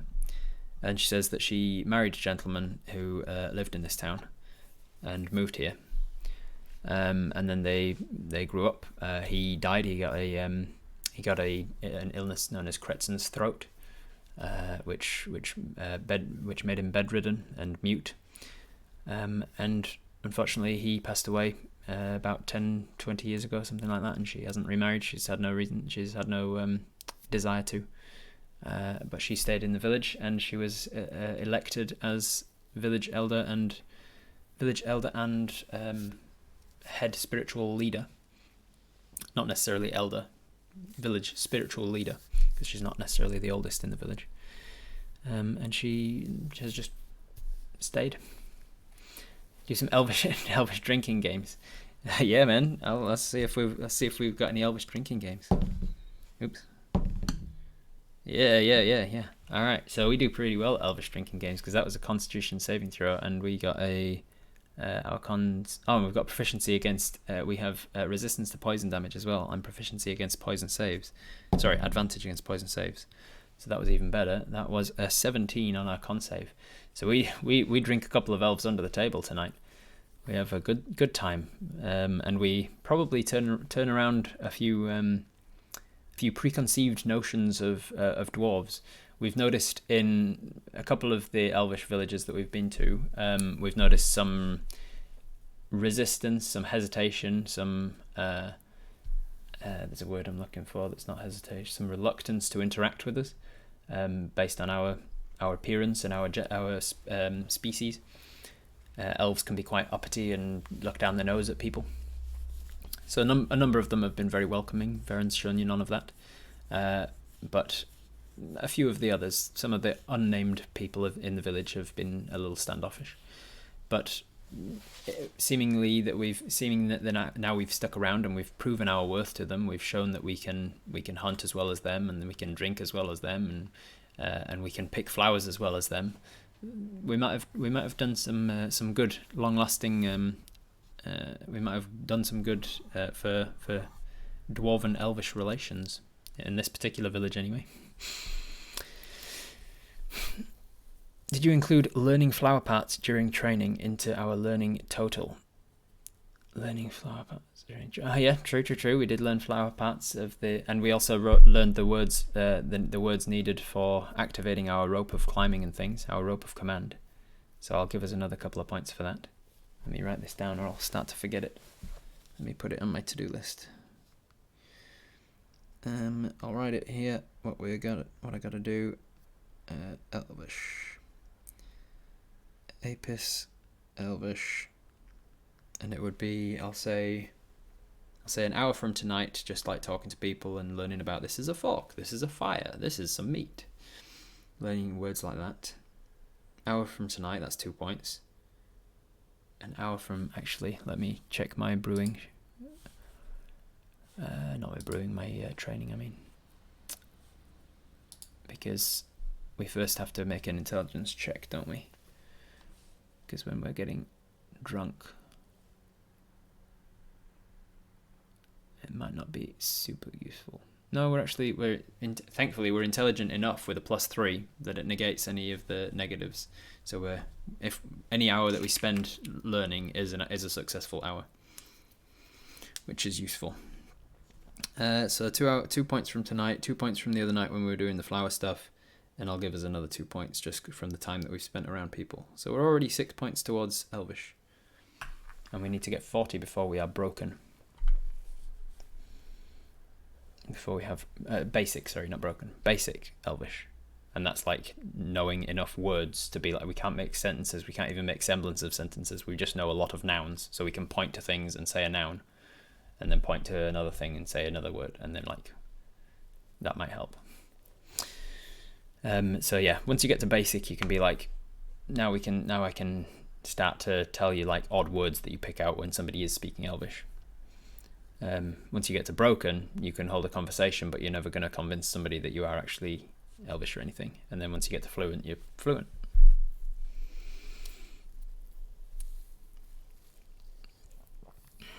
Some high elves popped in and we learned exploding things from the inside in the elven tongue. That's right.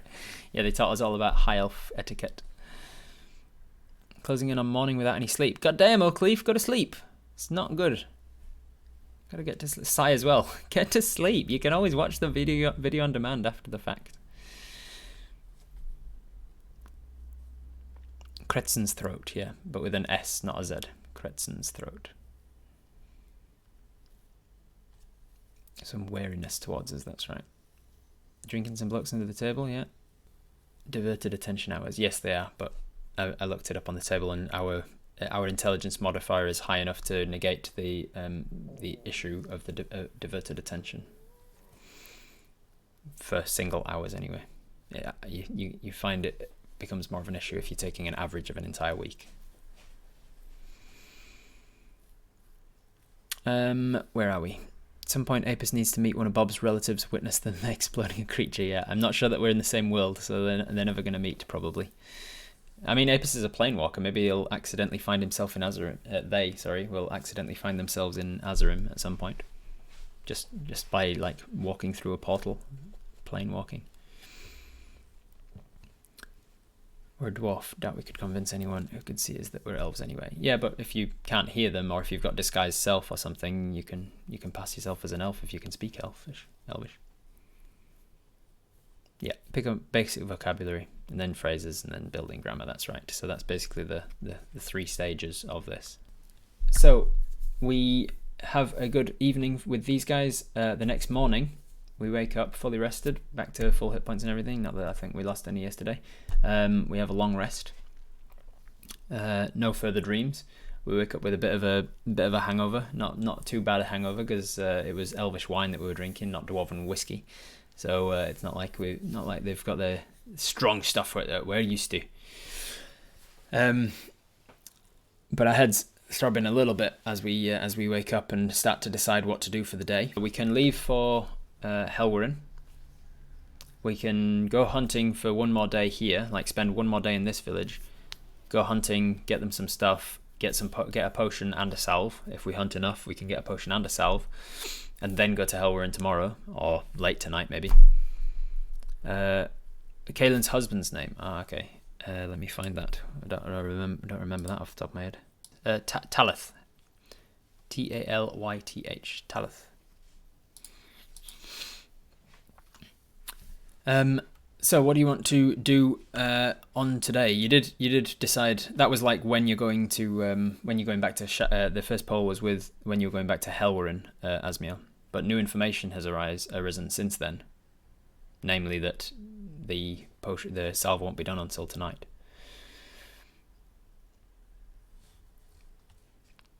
How much time to go solo, get the gold, bring the message, and come back with the money?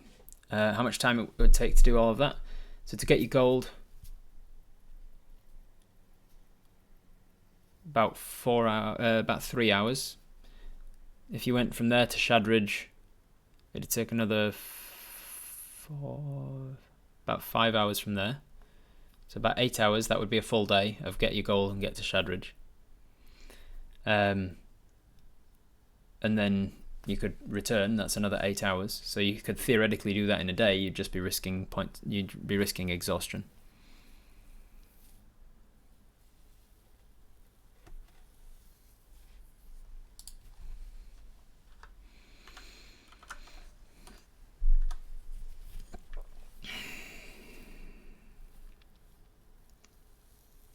Hunting for potions.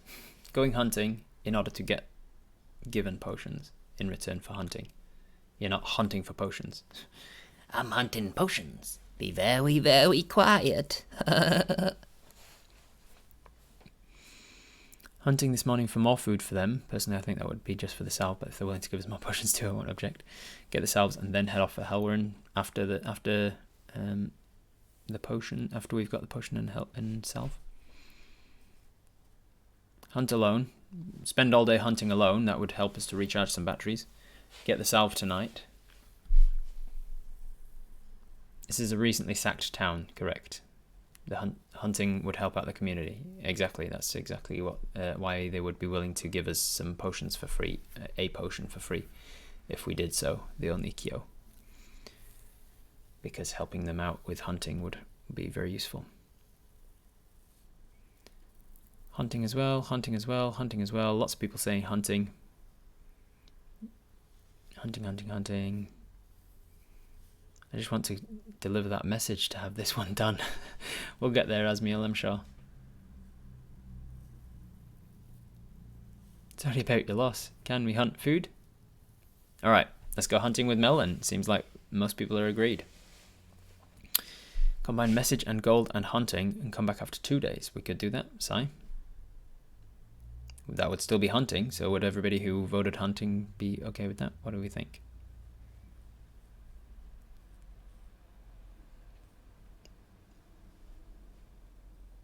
He said the salve would be ready tonight, this time tomorrow, he said. And he said that right at nightfall, effectively. Right before the feast was all laid out. So by like, what time of the year it is, it's sort of getting to sort of early to mid-spring at this stage. So it would still be relatively long nights. So nightfall would happen about 6 or 7 p.m. So yeah, probably around 6 p.m. tonight will be, or the equivalent of 6 p.m. tonight would be the time that the salve will be ready.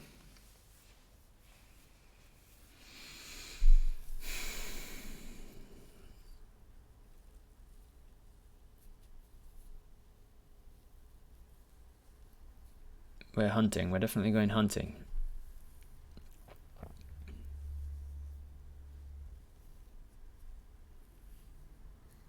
While hunting, can we keep an eye out for non-meat items too?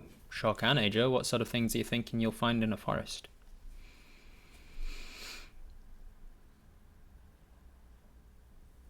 Hunt round here, head for Shedridge tomorrow.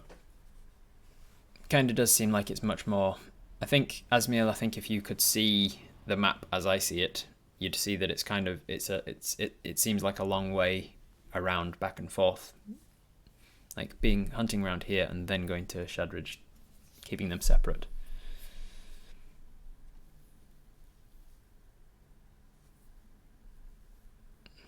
Getting to the stash would be easy enough to do, but going all the way to deliver the message would not necessarily be on the same trip.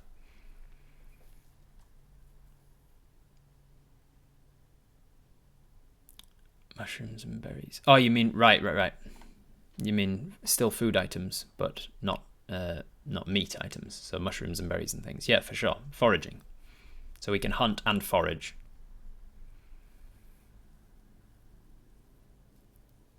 Gotcha.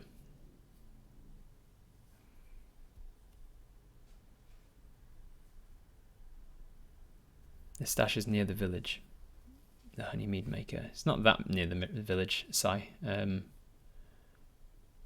I don't think the stash is that... It's not like on the outskirts of the village. It's still a decent ways away. Mushrooms, nuts and fruits. Yeah, gotcha. Need a map. I say we hunt and draw a map of the area. We won't be doing all of this in this episode, Fancy. I'll get to a stage shortly where I can wrap it up. I just want to know which cliffhanger to leave you on. Because it depends what we're going to do.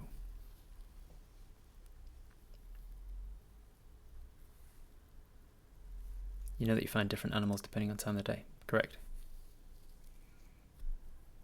I don't have much, but I'll give you what I can. Do you have a map? Is it in? It's currently just in my head, but I've got a pretty good map of it in my head. I should really make a map though. It's just time consuming to do so. And at the moment I feel like I've got it all up here. But the more I keep adding to this map, the more I'm going to drop things like exact distances between stuff. It's going to go awry.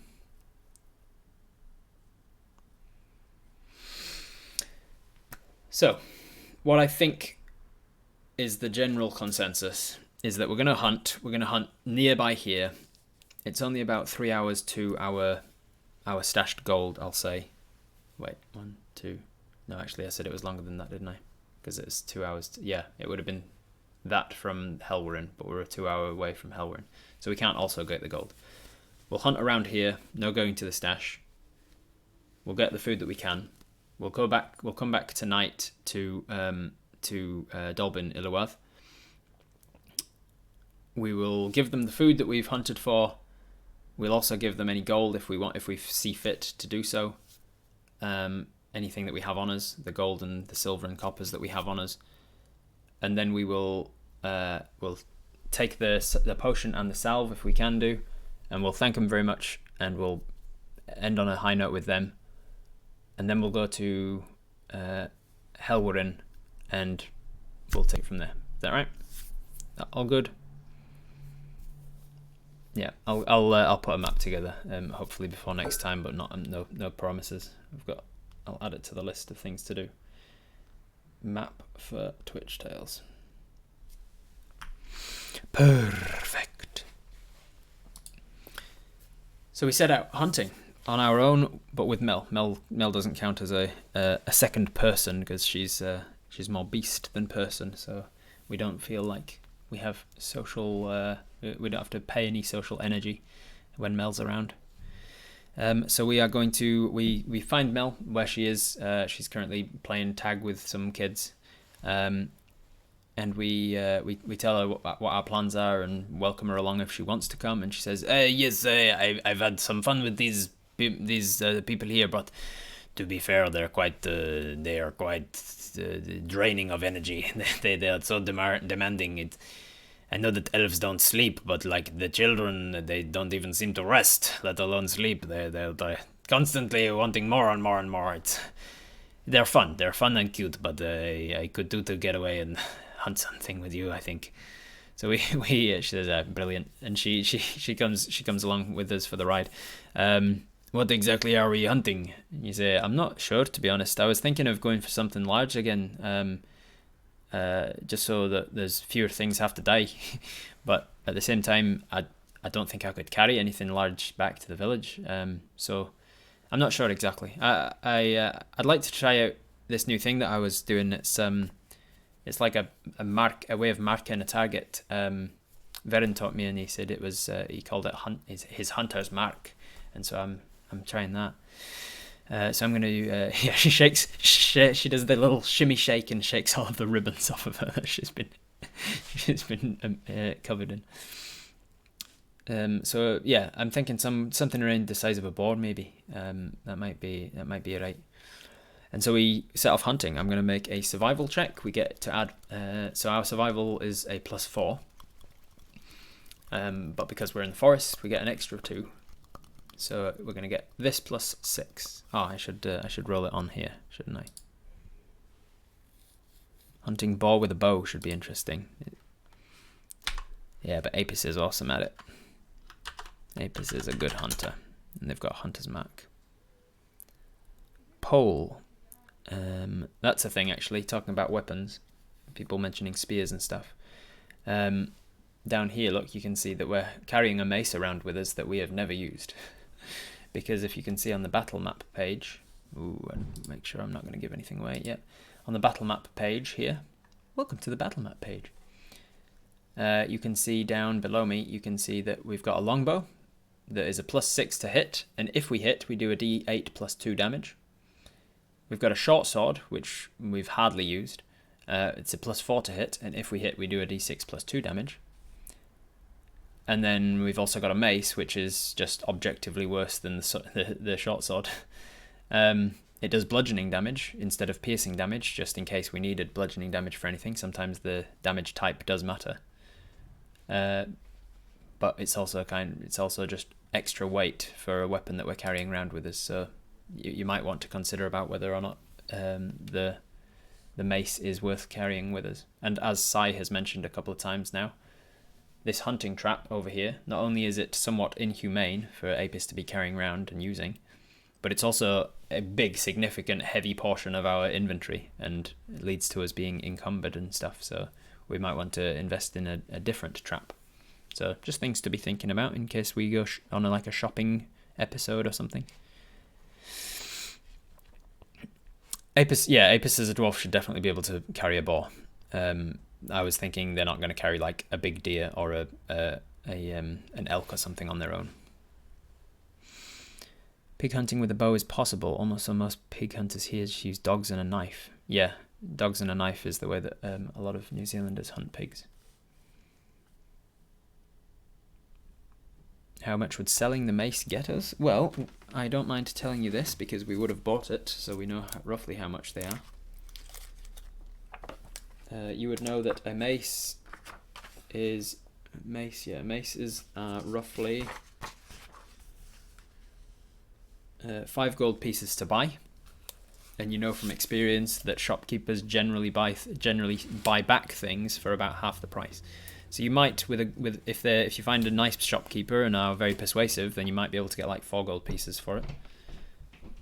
If you find a shitty racist shopkeeper and are not very persuasive, you might only get a gold piece for it. The trap, however, I think is like 25 gold pieces or something, so you get a decent amount back for that.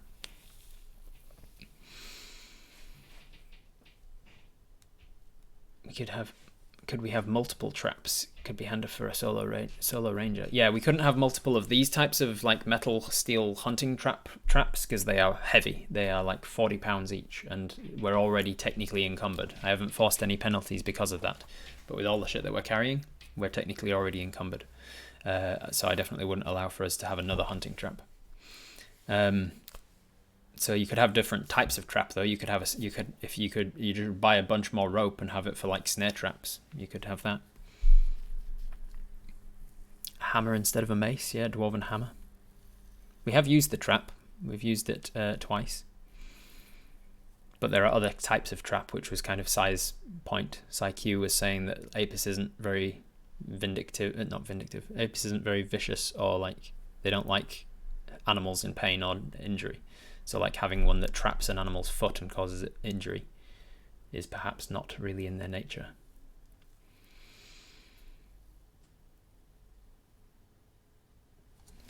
Let me exactly get the hunting traps price for you, because I can't exactly remember how much they are.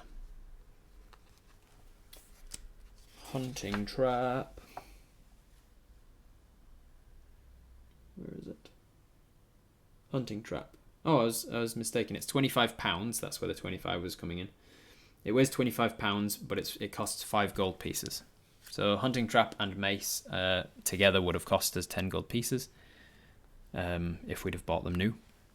And selling them back, we'd expect to get about 5 gold if we sold them both, for instance. Yeah, we haven't used the trap for food, just for safety. We've used it to trap a goblin. We snapped it on a goblin's leg.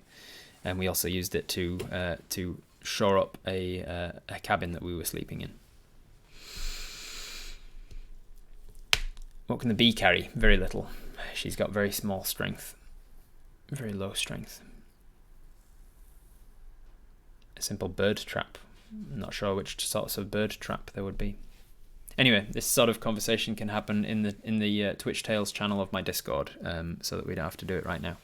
It's definitely this sort of conversation is perfect for the Discord. Like, talk to each other on the Twitch Tales channel of my Discord and be like, I think the next time we have an episode, we should get this sort of trap or this sort of trap. I think the benefits of this trap outweigh this one, and blah blah blah. We can unstrand a single string from the rope. Rope will be weaker, but multi-use, like said previously. Yeah. All right. What were we talking about before I got distracted with trap talk and mace talk? Weapons. Hunting a boar with a longbow. That's right. So we are doing a survival check. Skill serve, and we get to add an extra 2 to whatever it rolls because we are in the forest. Ugh, that's not good. But with an extra 2, it's slightly above average. And it makes sense because we're kind of catching up with Mel, talking with Mel, so we're a little bit distracted. We're also thinking about the hunter's mark, and some of our mind is concentrating on like the goblins and the ogre, and still thinking about that. I'm gonna make an intel. No, not yet. I'm not. Time distracted hunter's mark. Yeah, maybe. So it's slightly above average. We're hunting. We're not really finding anything, but we didn't really expect to in the first hour or so. So the next hour comes, and we start to like focus in more on what we're doing to like try and pay attention a little better, because we don't want to be out all day. So this is a 15 because we're in the forest. So after we get we've spent like an hour and a half in the forest, we find the tracks of something that could be indicative of a boar coming through the area. It's not exactly wet mud, It's been a while, been a few days since we've had rainfall, so the mud is not, the soil is not really loose and wet anymore. So it's harder to find the tracks, but we find something that could be indicative of it, and we head in that that general direction. I'm going to make another check for us of a different kind.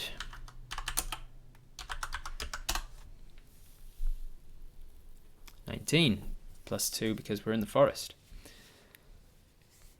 So as we follow these potential tracks into a bit of a valley, a bit of a ravine of sorts, not a ravine, just a ditch between two hills, still within the forest. We get pretty sure that the tracks are indeed that of a boar, or perhaps even a small. What's the collective noun for pigs? Small. I was going to say like a pack or a herd. What's a? I feel like I should know this one. What's the collective noun for pigs and boars? I can't remember. I feel like I should know it. Anyway, a passel. Nope, that doesn't ring any bells at all. A passel of pigs. So we find the tracks. We're pretty confident that, yeah, we have indeed found the tracks of a boar, or maybe a passel of boars. When we hear a rock clatter to our sides. And we look up, ready to see a pig. And we don't see the pig. We don't see anything. We continue on, but we're now just aware and listening out. And about 30 seconds later, we hear sort of a sound kind of like this. And we look around, and there's definitely something there. We get the feeling like we're being watched or being followed. And that sounded a little bit like something hitting stone, maybe like claws on stone. And just as we're looking in that direction, up the side of this sort of hill, coming round from the base of one of the larger trees, we see a large black creature with very thick, muscular legs and a panther-like face, and 2 tentacles that come out from the back of its head. And as it looks down to us and snarls its teeth, its body seems to shimmer into 2 different versions of itself and start to move over the top of each other, displacing the energy within it of where exactly it is. And that's where we're going to pick up next time. We just do that. Here, here, panther boy. Here, panther boy. Come on, panther boy. Panther squib. Oh no. Oh no. You might not have to beat it alone, AJ. You might have to run. Sometimes I'm going to throw battles at you that are meant to be too powerful for you, and you have to make that decision.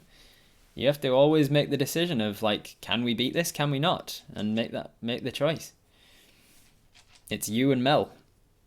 You and Mel versus what you think is currently a solitary displacer beast. Sleep. Sleep.